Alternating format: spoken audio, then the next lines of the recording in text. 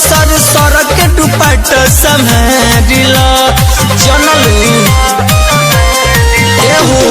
20+ के भइल जवानी लहरिला छाती से सर के दुपट्टा संभारिला बबले रहबू कुआरे गोरिया पलंग पर फीता कटवाइला अब यही से खाता खोलावाइलो अब यही से मुहर मारवाइलो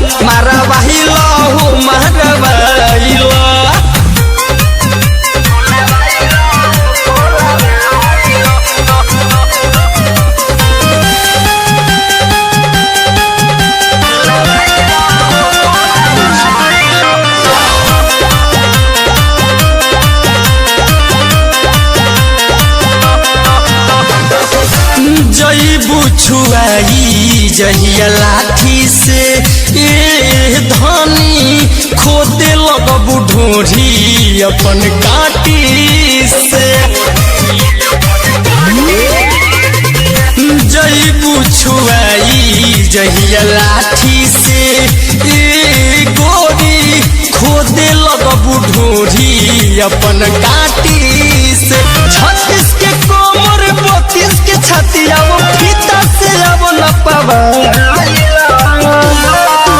अब यही से खाता खोलावाइलो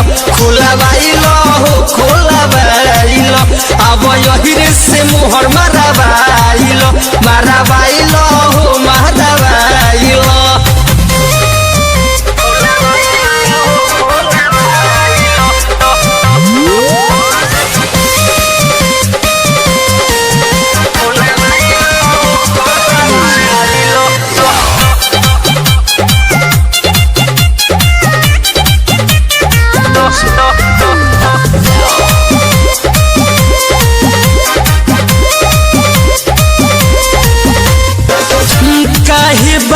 पंडित जी के फेरा में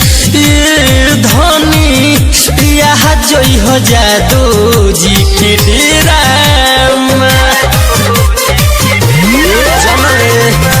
कहे बारू पंडित जी के फेरा में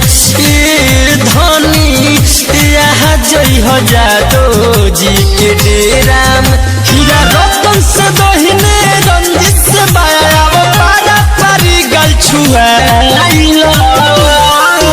अब यही से खाता खोलावाइलो अब यही से मुहर मारवाइलो